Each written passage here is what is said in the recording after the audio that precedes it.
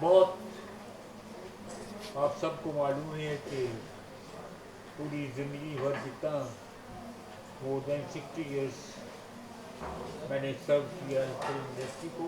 I know for movie and मैं कौन सी picture करता हूँ, कौन सी पिक्चर हाथ धो के मना कर देता हूँ। और ये बहुत अरसे बाद मैंने फिर से पिक्चर ली, और ये नौजवान और इनका शौक एंड शौक देखकर कि इनको अच्छी पिक्चर बनाने को शौक है, उनका जोश देखकर तो मैंने पिक्चर हाँ की। तो मैं ये पिक्चर मैं करता हूँ अल्लाह से, ईश्वर से दुआ की, और उधर से जैसे हुक्म आया हो ईश्वर की तरफ से कि यस फैयाम ये पिक्चर करो। ये जैसे बाणी आती है ये पिक्चर मैंने, और ये बहुत अच्छी कहानी है और म्यूजिकल कहानी है, और यकीनन मेरे करने वाली पिक्चर है कि मैं इस पिक्चर का चैलेंज ले लूँ और इस चैलेंज को कबूल करके इंशाल्लाह I will give the best what मेरी नॉलेज है, जो कुछ मैंने अपने गुरुओं से सीखा है वो सब कुछ इसमें लगा दूंगा इस पिक्चर में। तो इसके लिए बहुत अच्छी कहानी है, बहुत अच्छा।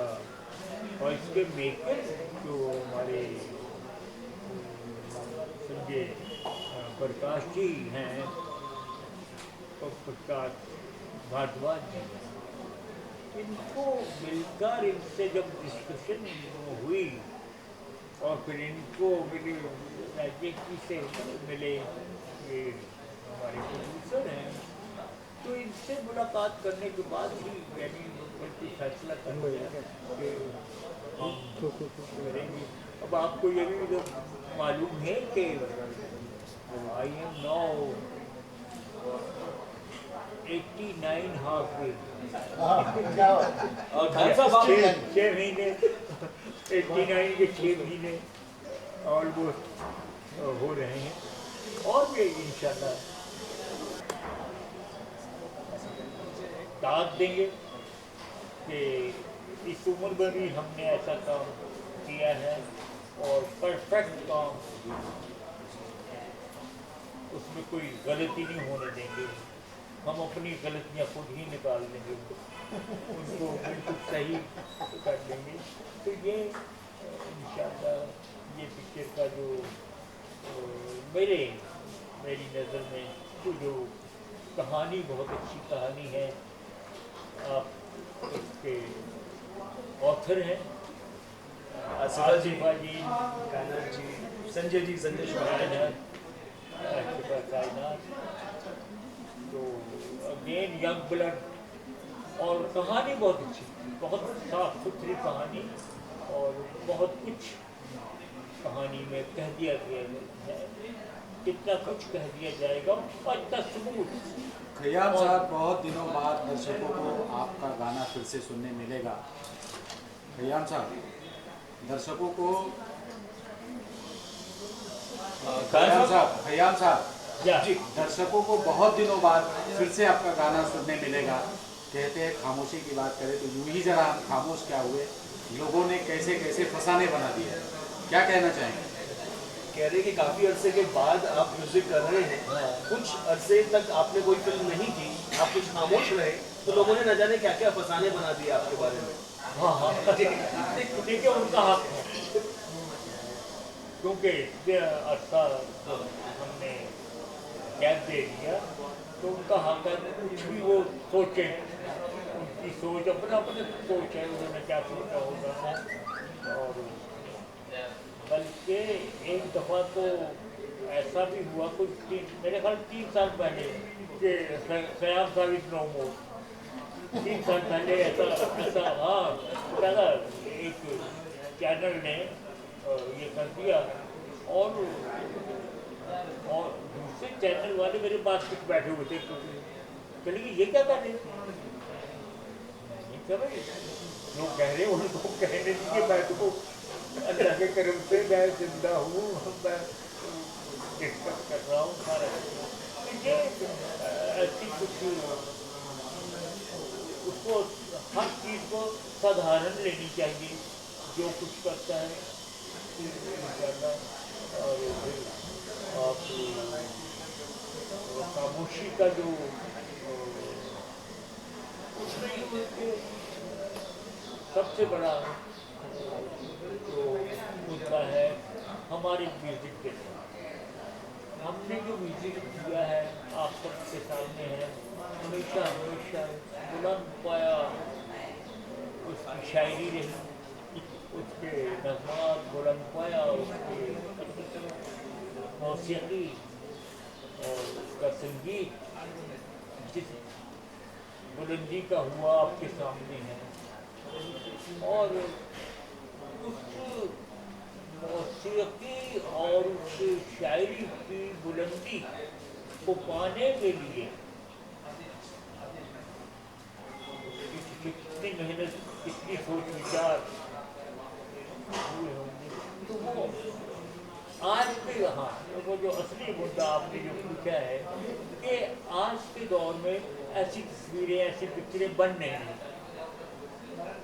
उनकी कामयाबी का जो फार्मूला है अलग हो गया।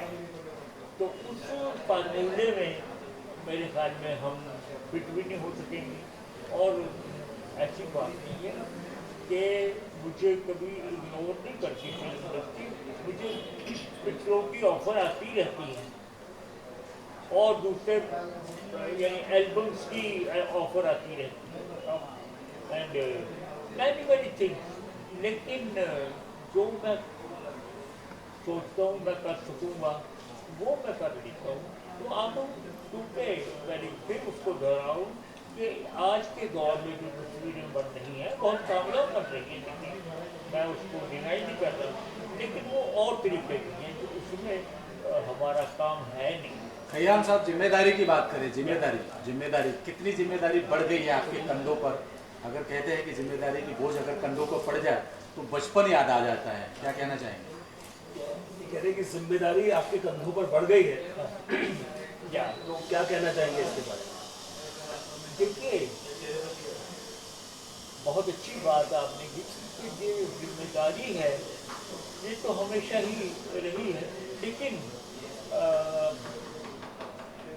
सीनियर मोस्ट यूनिट का इंसान हूँ मैं, मेंबर अब बन गया हूँ मैं इंशाल्लाह। कि जो मुझे लगेगा कि भाई ये सही है और कहीं मैं पाऊँगा, अगर कहीं नहीं तो मैं बड़े तहजीब के दायरे में अपने राइटरों को ये बता सकता हूँ कि भैया ये इस तरह का सीक्वेंस, इस तरह की बात ना हो तो ठीक है। खयाम साहब, सोनू निगम के साथ आपने अभी सोनू निगम के साथ गाना कर रहे हैं, तो क्या एक्सपीरियंस, कैसा एक्सपीरियंस रहा सोनू निगम के साथ का? सोनू निगम जी के साथ आप गाना रिकॉर्ड करने जा रहे हैं, तो क्या तजुर्बा आप शेयर करना चाहेंगे? देखिए ऑलरेडी वर्ल्ड फेम वॉइस बहुत बड़ा सिंगर है हमारा ये, and we are proud of. वो हमारा पहले कोई उन्होंने नगमा नहीं गाया, लेकिन जब कुछ ऊपर से कुछ बाणी आती है ना, जब कभी कैसा होता है कि भाई कब मिलन होता है काम करने का, तो काम करने का मिलन अब आया। तो ये सोचा सब ने मिलकर कि इस नगमे को, इन नगमों को जो हीरो के होंगे वो कौन गाएगा, तो वो सबने यही राय सब बनी कि सोनू निगम जी गाएंगी। और सोनू निगम एक बहुत बड़ा नाम है इस वक्त, और सिंगर परफेक्ट हर तरह का गाना गाते हैं और मेरे ख्याल में इंशाल्लाह हमारे गाने भी बहुत अच्छे गाएंगे, बहुत मज़ा आएगा और इंशाल्लाह फिल्म में और फिल्म को देखने वाले भी इन नगमात का, इन गीतों का मज़ा लेंगे और इंशाल्लाह वो बयान को बिल्कुल वैसा ही पाएंगे जो मैं पहले दे चुका, हमेशा जो दिया वैसा ही पाएंगे, कभी नहीं पाएंगे इंशाल्लाह, कोई कमी नहीं होने दूंगा, कभी नहीं। अच्छा कायम साहब आज के दौर में गाना हो या गाने के बोल हो थोड़े बहुत अश्लील होते जा रहे हैं, आपके दौर में ऐसा हुआ नहीं करता था, तो इसके बारे में क्या ख्याल आता है? आजकल के जो गाने हैं या गानों के जो बोल होते हैं वो काफी अश्लील होते जा रहे हैं, लेकिन आपके दौर में ऐसा नहीं होता था। बिल्कुल सही बात है और उन गानों को फिल्म इंडस्ट्री के, देखिए फिल्म बनाने वाले, वो डायरेक्टर, वो प्रोड्यूसर, वो ऑफ कोर्स इवन आर्टिस्ट, तो वो सबकी राय से ये बुलंद पाया गाने होते और बड़े बड़े शायर कभी हमारी फिल्म इंडस्ट्री में उनकी खिदमत ली जाती है और उनकी खिदमत से क्या यानी हमारी फिल्म इंडस्ट्री लिटरेचर से मालामाल हो गई। उस वक्त ये था क्योंकि आप देखिए पहले आपको बताया कि फिल्म मेकिंग का अंदाज बदल गया और उस वक्त फिल्में हमारी बनती थी कि जुबली, गोल्डन जुबली हो। आज वो नहीं, ना तो जुबली है, ना गोल्डन जुबली है, ना 100 वीक के है, ना वो ऐसा नहीं रहा। अब हमारी फिल्म आती है तो माशाल्लाह कहूँगा, माशाल्लाह से वो 1 वीक में, 2 वीक में, 3 वीक में करोड़ का मुनाफा मिल जाता है। बहुत अच्छी बात है, बड़ी खुशी की बात है, लेकिन वो मैं बताऊँ कि अंदाज हो गया है, तो उस अंदाज को यकीनन अगेन सब मेकर्स जो हैं उनकी राय होती है। उसमें एक और बताऊँगा आपको, बात मैं कहना चाहूँ, हमेशा ही मैं कहता हूँ ये म्यूजिक का वो जो उरूज, म्यूजिक का जो गोल्डन एरा कहा जाता था, वो नहीं रहा। तो इसमें मैं अपने नौजवान संगीतकारों को बिल्कुल ब्लेम नहीं करता।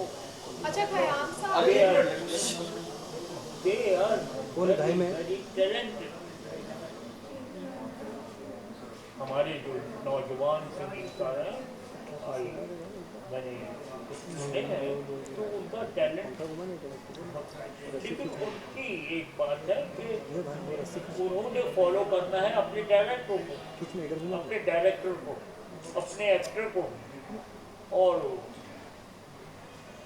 अपने सब्जेक्ट को, what is the requirement of the subject. तो उस आज के पिक्चर में हमारे वाले दौर की उस म्यूजिक के रिक्वायरमेंट नहीं, तो इसलिए फर्क है। तो इसलिए ये ब्लेम की बात नहीं है, लेकिन ये सबके दौर बदल गया, ये है कि किसी को ऐसा नहीं कि हम लोग अपने जो हम लोगों ने काम किया वही काम था और मैं वो नहीं हूँ, ठीक है।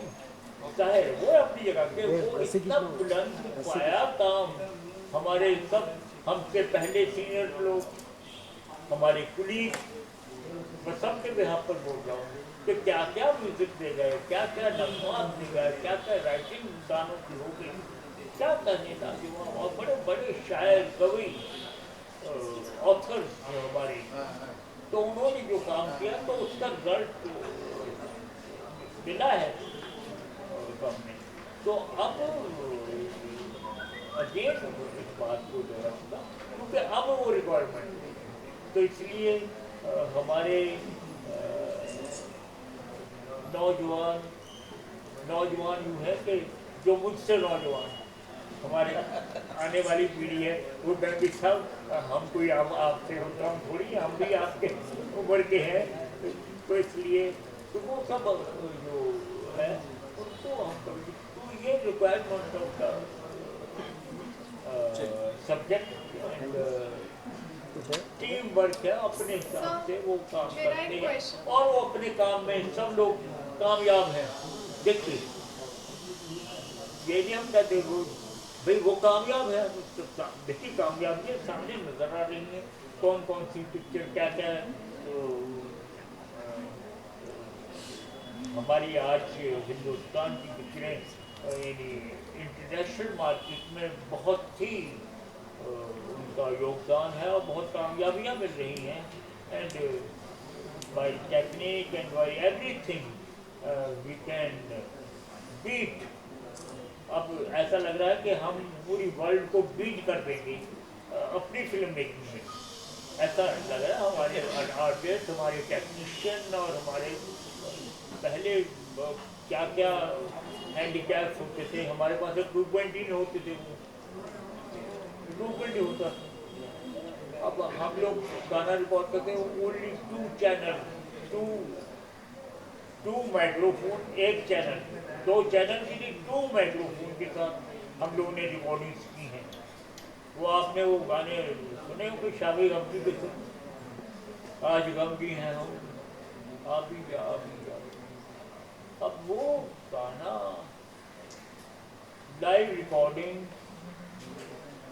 और स्पेशल रिकॉर्डिंग स्टूडियो नहीं है, रंजीत स्टूडियो का स्टूडियो, उसमें सेट लगा हुआ, देखिए सेट लगा हुआ है और उसमें सेट लगे हुए में ही सारा म्यूजिशियंस को बिठाना, आर्टिस्ट को बिठाना, किस तरह बनना और उसकी रिकॉर्डिंग देखिए, सुनिए क्या रस, कानों में रस घोलते हैं। तो आप और दूसरे गाने आपने जैसे बताया कि सोनू निगम, क्या बात? आपने जैसे बताया कि सोनू निगम जी बहुत ही अच्छे सिंगर हैं, तो कोई आपका पुराना गाना जो आप चाहते हैं कि काश वो उनकी वॉइस में होता? बहुत अच्छा क्वेश्चन, बहुत अच्छा क्वेश्चन। किधर से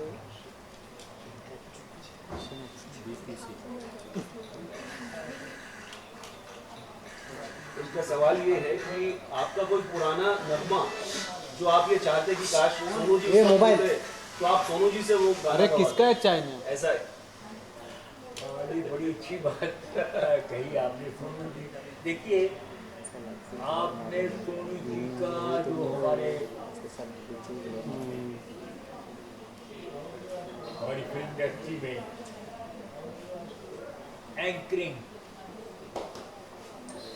इतनी बेहतरीन एंकरिंग उन्होंने की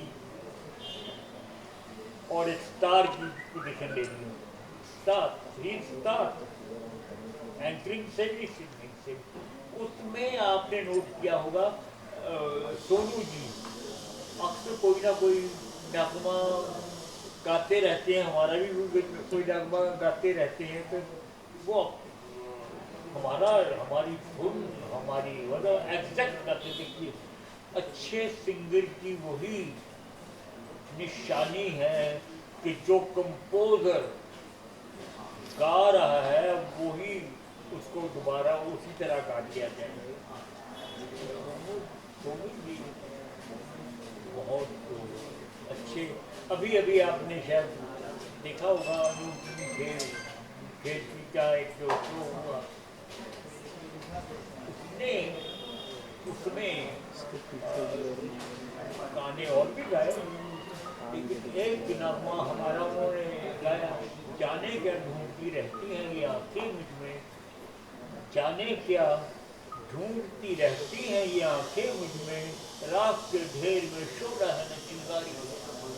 कैसी आदमी साहब का कलाम, रफी साहब की उस वक्त आवाज़, और इन्होंने एग्जैक्ट वैसा ही रफी साहब की अंदाज से इतना अच्छा गाया, इतना अच्छा गाया कि यानी हम जितना उनको तारीफ करें, जितना उनको प्रेज करें वो कम है। तो दोनों जी अब हम कब से ये चाह रहे थे, लेकिन जब कोई मौका ऐसा आता है और या बल्कि जब ऊपर से लिखा होता है ऐसा, ऊपर से हुक्म आता है तो ही ये हम इकट्ठे काम करते हैं। अगर जब तक नहीं हुक्म होता नहीं होता, हम लाख चाहें कि हम फलां आर्टिस्ट के साथ गाएं बजाएं और सारा वो गाना गाया जाए, नहीं होता बाई चांस। तो नहीं हुआ तो अब वो जो एक मौका मिला है इसमें ज़्यादा हमने दरख्वास्त किया है प्रकाश जी से और के हमारे हीरो के जो यंग हीरो के गाने कुछ और इसमें सिचुएशन बनाई जाए और हम यंग हीरो के गाने और सोनू जी हमारे साथ गाने गाएंगे इंशाल्लाह। बहुत अच्छा गाएंगे और अच्छा गाते ही हैं वो तो ऑलरेडी एस्टैब्लिश है, कहने की बात नहीं, लेकिन हमारा मौका गाते हैं और उसको बहुत ताकत मिलेगी और बहुत अच्छा उसको बैकिंग मिलेगी हमारी। खयाम साहब आपसे बात करने के लिए बहुत बहुत धन्यवाद। आपका शुक्रिया अदा कर रहे हैं सब लोग। थैंक यू बोलना। खयाल साहब जाते जाते गाने के 2 नगमे हो जाए ऑडियंस के लिए। गाने की 2 लाइन गाने के लिए बता रहे हैं कि जाते जाते दो लाइन जो है कि मैं नहीं सुनाऊंगा आपको। हाँ तो आपका कलाम आपकी इजाज़त से आपका कलाम जो है ना आपको ये क्या करूं सर, कटवा तो क्यों बैठा है? आप समझ जाएंगे कि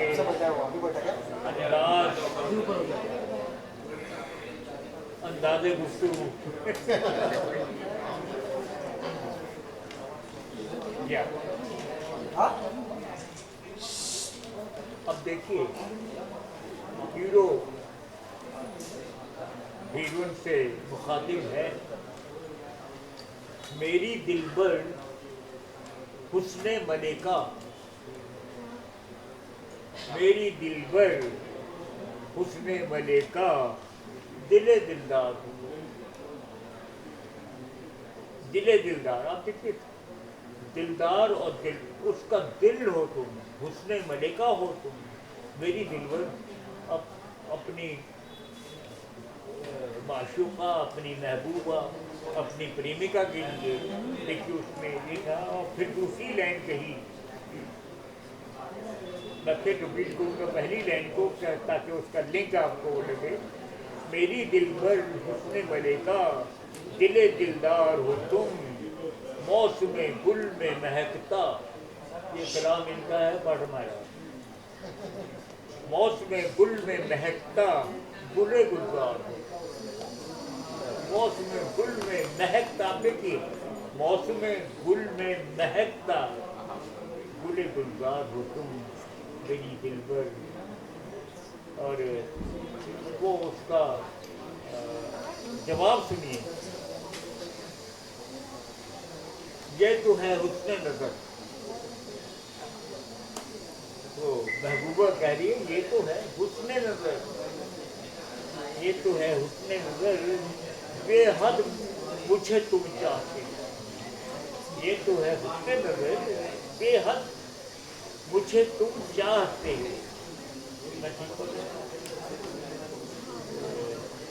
ये तो है हुस्ने नजर, बेहद मुझे तुम चाहते हो, क्यों न हो मुझको गुमा,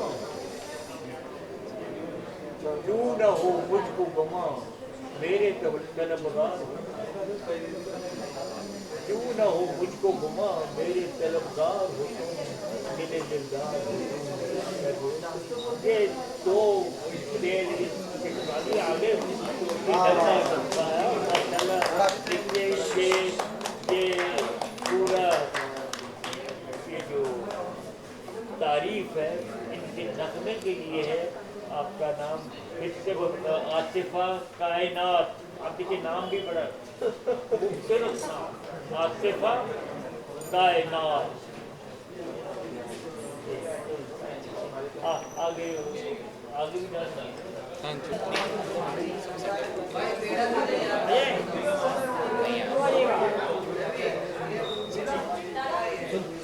भाई के कोई ठीक है चलो कोई नहीं, छोड़िए।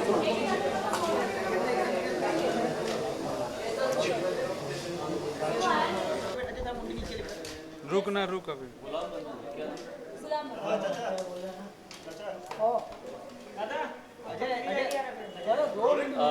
मयूर बस हो गया।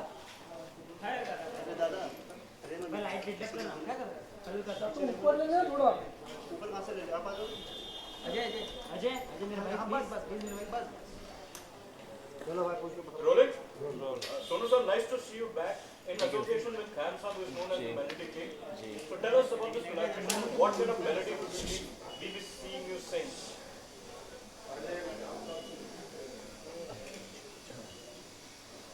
फिल्म का नाम है गुलाम बंधु और इसे प्रोड्यूस और डायरेक्ट कर रहे हैं हमारे दोस्त प्रकाश भारद्वाज जी। और इस फिल्म की कहानी मुझे पता है क्योंकि बहुत पहले ये मुझे नरेशन दे चुके थे इस कहानी के, एक बार हम और कुछ सोच रहे थे करने के लिए, तो ये मुझे पता है कि it's very very interesting story. इतना मैं कह सकता हूँ कि जब ये फिल्म आएगी तो ये सबसे अलग दिखाई देगी। कितनी भी फिल्में कोई भी सामने खड़ी हो, ये फिल्म सबसे अलग दिखाई देगी। इसलिए इसका प्रूफ ये है कि इन्होंने इसके म्यूज़िक के लिए ख़याम साहब को कहा है। ख़याम साहब मान गए, ये बहुत बड़ी बात है। उन्होंने अपनी ज़िंदगी में इतना कर लिया है और इतना अचीव कर लिया है कि अब वो किसी प्रोजेक्ट को अगर करेंगे तो उसके म्यूज़िक क्वेश्चन को देखकर, उसके साथ में जुड़े हुए लोगों को, उनकी काबिलियत को देखकर करेंगे। तो इसका एक गाना मैंने भी जो मुझे गाने के लिए आया हूँ वो मैं आज गा रहा हूँ। शायद इसका एक और भी गाना है जो मुझे गाना है बाद में। तो मैंने अभी कुछ 5-6 दिन पहले ख़याम साहब के घर जाके रिहर्सल की थी। प्रकाश जी थे, उत्तम सिंह जी थे जो भी यहाँ पे मौजूद हैं, जो असिस्ट कर रहे हैं ख़याम साहब को। बहुत ही अच्छी कॉम्पोजिशन है। ख़याम साहब इज़ समबडी जिनको सुन के हमारे पिता बड़े हुए हैं, उनके गाने बचपन में गा के। तो ख़याम साहब इतने बड़े फ़नकार हैं जिन्होंने लता जी से लेकर रफ़ी साहब से लेकर सबका बेस्ट निकलवाया है। और उनके बारे में तलत अजीज़ से बहुत सुनता रहता हूँ मैं, तलत जी को बहुत मानते हैं। तो ख़याम साहब के साथ में जुड़ना ही मेरे लिए बहुत बड़ी बात है। अभी तक उन्हें सिर्फ मैंने सारेगामा जब मैं शो करता था टीवी पर, उस समय उनको मैंने एज ए गेस्ट बुलाया था और मिलवाया था लोगों से, लेकिन आज पहली बार उनसे काम करने का मौका मिल रहा है। आप लोग हमें आशीर्वाद दीजिए। नहीं वो बात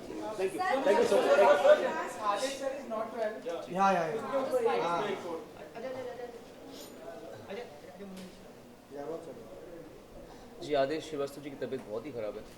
मैं उन्हें ऑलमोस्ट रोज़ मिल रहा हूँ और भगवान करे की तबीयत ठीक हो जाए, लेकिन इस समय जिस पोजीशन में है वो क्रिटिकली कह सकते हैं। मेरे बहुत ही नज़दीकी एसोसिएट कह लीजिए, बड़े भाई कह लीजिए, पिछले 22 साल से मैं उन्हें जानता हूँ और बड़ा ही जिंदा दिल आदमी है, बहुत ही हिम्मती आदमी। इसलिए वो पहली बार जब अटैक आया था उनको तो वो उससे बाहर आ गए थे, इस बार थोड़ा जकड़ गए। Let's hope for the best.